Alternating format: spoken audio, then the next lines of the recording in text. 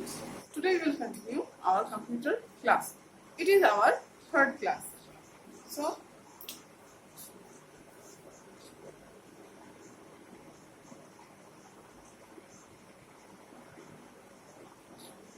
class 6, page number 9. Page number 9.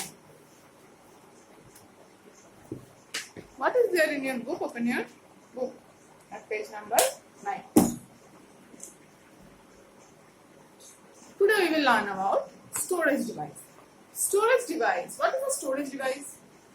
From the word itself, from its name itself, we can understand that it is telling about a device which can store something, for storing something. We use it for storing some information or data. As it is a computer device, we can only store some information, data, pictures, audio, video, etc. So let us see what is a storage device. Actually, a storage device can be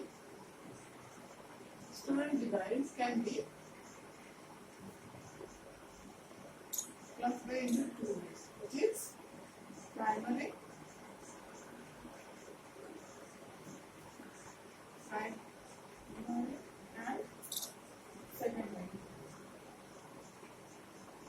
Primary and secondary. Further, the secondary can be divided into many parts, and this primary can be divided into two parts. That is RAM and ROM. RAM further divided into two: static RAM and dynamic RAM. And this ROM is divided into three parts. That is PROM, EPROM, and EEPROM. And these are can be hard disk, floppy, CD, or DVDs, etc. Like this. Pen drive, chip, pen drive, then you can say today it's micro processor chip, etc.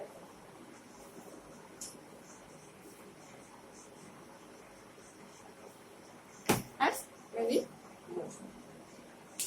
So let us start our chapter. Storage device enable you to store data and information entered into a computer system. What is the function of a storage device? It enables you to store some information or data that has been entered into the computer. The storage device of a computer system is known as the computer memory or computer storage. So the other name of storage device is computer memory.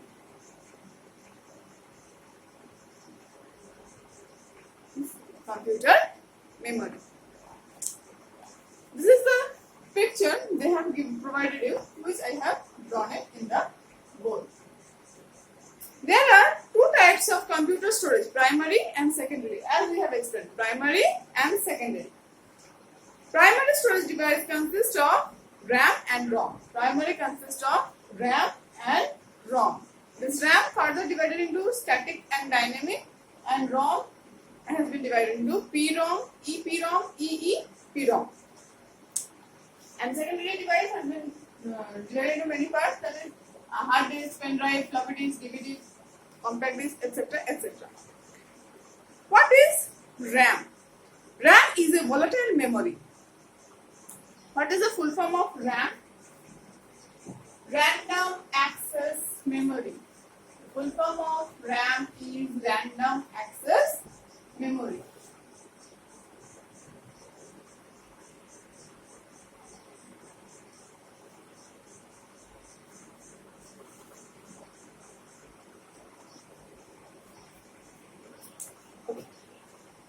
It retains the storage information as long as it is supplied with power. It can store information as far as your computer is on, your system is on, as far as electric supply is sufficient in the computer. As soon as the computer shut down, your data will be lost. When power supply is switched off or interrupted, the stored information in the ROM is lost, as I have told you. As soon as the power supply is gone, your computer is switched off, all the information that you have in RAM, it will go off. There are two important types of RAM. RAM further can be divided into static RAM and dynamic RAM. Let us see what is static RAM and what is dynamic RAM. Static RAM retains stored information only as long as the power supply is on. So what is the function of static RAM? It will store the information as long as the power supply is on. And what is dynamic RAM? Dynamic RAM will store your information for 2 or 3 millisecond. But a dynamic RAM loses its stored information in a very short time, that is a few milliseconds, even though the power supply is on. The power supply is on or off, it doesn't matter, but dynamic RAM is not going to store your information in more than 2 milliseconds. Therefore, dynamic ROM has to be refreshed periodically, generally every 2 milliseconds. So, after every 2 milliseconds, what we have to do? We have to refresh our computer. The dynamic RAM are cheaper and have high peaking density and moderate speed. So, dynamic RAM are cheaper than this static ROM and is having high peaking density and moderate speed. Static RAM consume less power. Static RAM consume less power. They are used where large capacity memory is needed. When large capacity memory is needed, the static RAM come into existence. Static RAM are costlier and consume more power. This is cheaper, this is costlier. And it consumes more power as well. It consumes less power. They have higher speed than dynamic RAM, having more speed in respect to dynamic RAM. Static RAM and dynamic RAM are also written as SRAM and DRAM, as I have written. It can be written as static RAM or dynamic RAM. Now we will come to ROM, read-only memory. The full form of ROM is read-only memory. ROM is a volatile memory. It is permanent memory. It is a volatile memory as well as it is a permanent memory. Volatile memory means permanent memory. Its contents are not lost when power supply is switched off. Whatever you have stored in ROM, the information will not be lost even if the power supply is off or your computer has been switched off. The user cannot write into a ROM. But the problem with ROM is we cannot write inside the ROM. Its contents are written by manufacturing, are written at manufacturing time. When your computer is getting manufactured, then only whatever we have to write, they have written on. Only the manufacturer who is manufacturing the computer, he will write at the ROM. ROM store permanent program and other types of information which are needed by the computer to execute user programs. There are following types of ROM. Means these are the inbuilt stored information that will be used for that we need to help us in our programming, in our computer processing systems. What are the different types of ROM? As I have told, PROM, EPROM and EEPROM.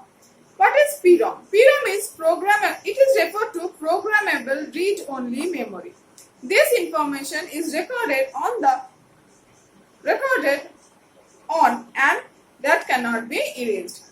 Programmable read-only memory information is recorded on and is recorded.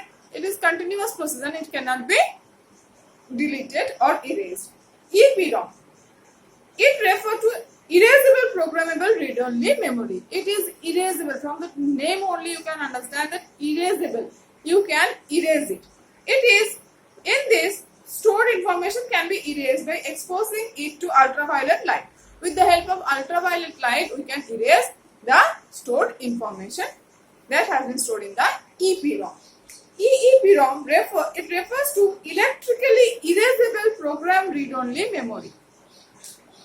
The information written on this can be erased using electric signal. With the help of electric signal, we can erase the content in the EEPROM. Secondary storage devices consist of hard disk, floppy disk, CD-ROM, DVD, USB, flash card, zip disk, etc. etc. Some extra storage devices, they have given some examples. They are as follows. These are the secondary storage device. We can carry it anywhere. Okay. For our convenience, we use secondary storage device. For our further use of a current information, we can use it. That's all for today. In the next class, we will discuss about the software. And I think it will not take much time. After completing the chapter, you will complete the exercise portion. So, thank you. Stay home. Stay safe.